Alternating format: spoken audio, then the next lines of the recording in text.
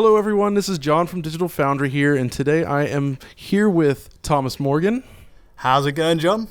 And we just wanted to weigh in on the newly revealed Nintendo Switch, which is, of course, was known as the NX, but we finally have a look at what the console is.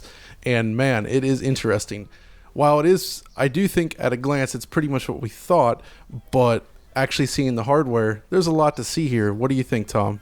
Right, so the first thing we notice is a confirmation of those, the concept art we had sort of been bandied around the net of the two Switch controllers on either side. Yeah, that's really cool. They're called Joy-Con controllers, and it looks like they're going for a modular design for those. But they're kind of got a symmetrical look to them, so you can hand one to a friend and keep one for yourself to play two-player games, and it's a really neat idea. Yeah, what's really curious to me, though, is how they slot into sort of a controller shell in the living room to create sort of like the overall controller that you hold. And I'm wondering if that thing in the middle that's part of the grips there is actually like an extended battery maybe, or like a separate battery, because you'd have to assume then that each one of those controllers would have its own battery in it because, well, how else would you play them in multiplayer configuration? So maybe when it's plugged into that center point, that thing charges the batteries in each controller. Yeah, that might be it. And obviously they've got to have lithium-ion batteries in each pad. Yeah, exactly. So, yeah, there's a bit of a juggling act, and I suppose that's the most efficient way to keep them all charged, just to slot them right in there. But I suppose the other big part of this is the screen on that thing. It looks quite... I mean, they're showing it in a number of situations at night and, and more importantly during the day, and it looks really vibrant.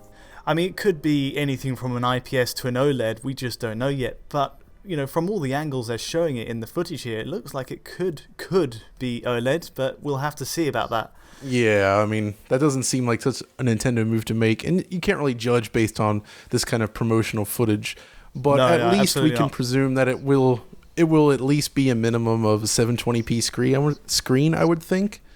Right. I mean, I'd love to see higher than that, but even 720p on the go is not bad for games. It should still look quite good. Yeah, absolutely. I mean, it comes with, well, there's also the option of a Pro controller, and I noticed it's using the 360 pad layout now. So the analog sticks aren't all the way up at the top. They've gone for an asymmetrical layout with those, which I actually prefer. I always pick up the Wii U Pro pad and think this feels weird. So this is a great move. I'm really pleased for that. Another thing about it, though, is, I mean, out of necessity, they had to kill the D-pad, right? Because you needed two sets of buttons on the face of the controller to make this work. But it is interesting to see that basically you have like a duplicate kind of setup there, but of course no more D-pad. So, Yeah, I mean, to keep it even on both sides for the potential two players that might want to hook up to this thing, it's a good idea. One thing that does kind of bother me a little bit about some of the ideas they're banding about in this video is the idea that you'd maybe have two people huddled around, or looking at this tiny screen. It's maybe just a bit too small. I don't know what you reckon about that. I don't know. I think in the world of like iPads and tablets and mobile games, I mean, it's probably not that huge of a deal. It should still be more than adequate for this kind of need. But more interesting to me then was actually, one, you could see that the system itself is pretty thick, and two, you can see that the dock itself is quite large, and it's completely different looking than I expected. Yeah, so they have kind of obscured the screen, which is a good move. It kind of blocks out the front panel, and you're left looking at your big HD TV above it. Yep. And I'm wondering if that actually enhances the GPU power. And that's what I'm wondering. As we thought. There's no confirmation in this trailer yet of that, but yeah, I mean, seeing Skyrim run on that thing and on a portable. That's really incredible stuff. Super cool. Yeah, that's kind of a big point.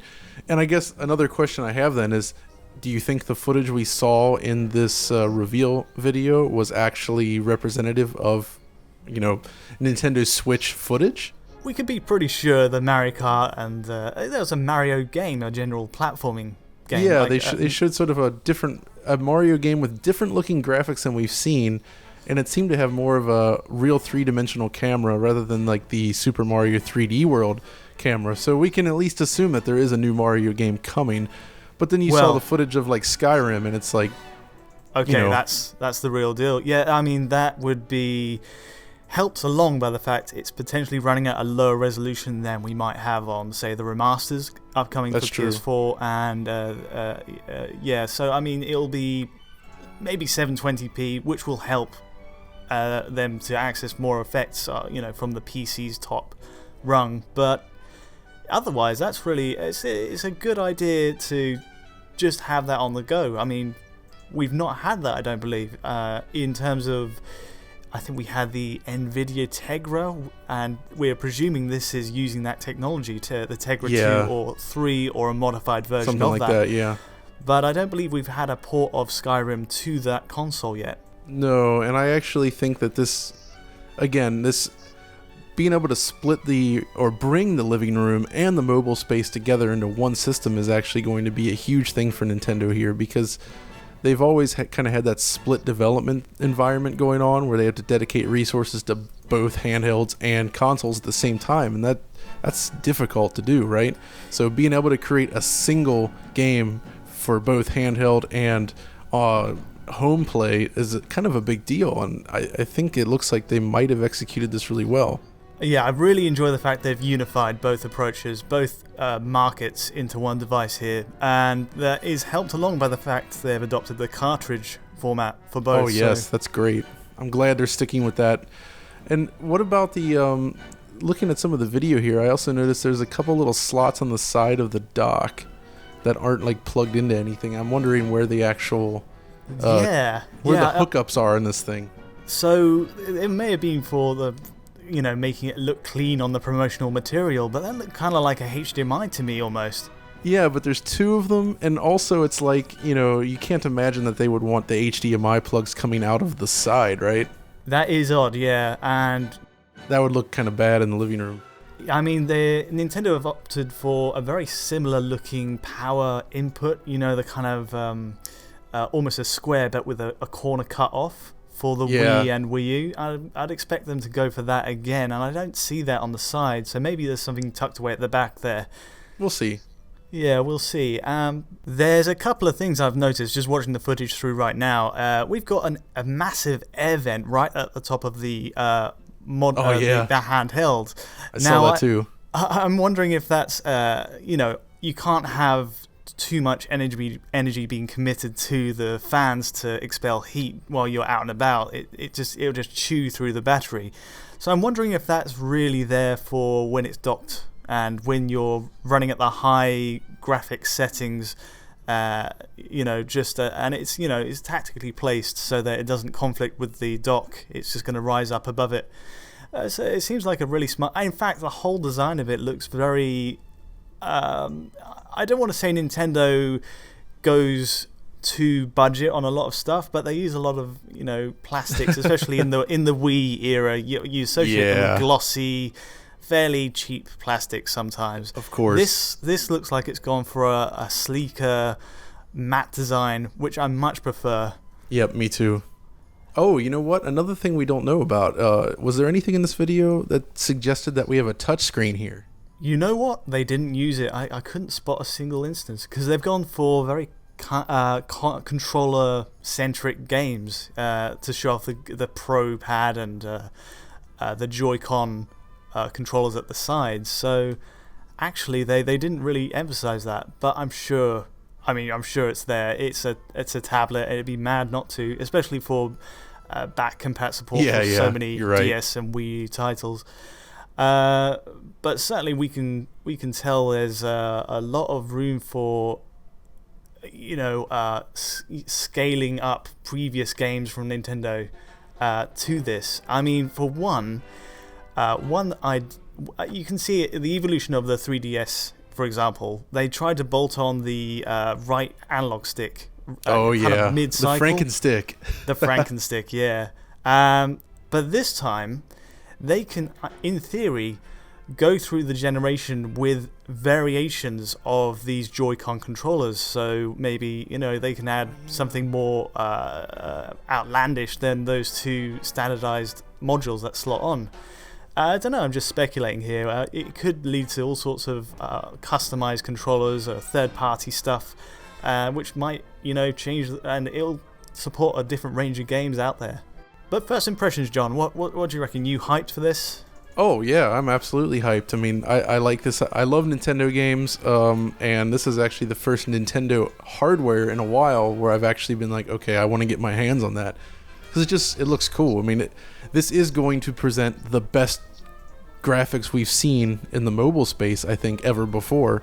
And knowing Nintendo, they're going to be doing all of this while targeting high frame rates, which I think is the real big thing here. I mean, the PlayStation Vita is a great little system, but so few games, especially in its later years, target like 60 frames a second. But that's what Nintendo is going to be pushing for. Well, at least we presume.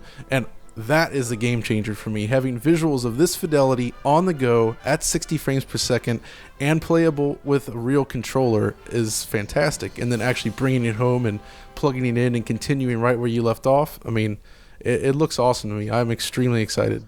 But what about you? What are your first thoughts on this system? It's exactly what we expected, and in many ways it's a smart move. I think Nintendo are playing to their strengths by veering towards the handheld side of their business, and in terms of the economical sensibilities they bring to constructing these handhelds, it's going to work out. It looks like it's all going to fit together very nicely, very smoothly, and give us something that feeds back into a console experience as well, which I'm really excited for. I think it all comes together very well.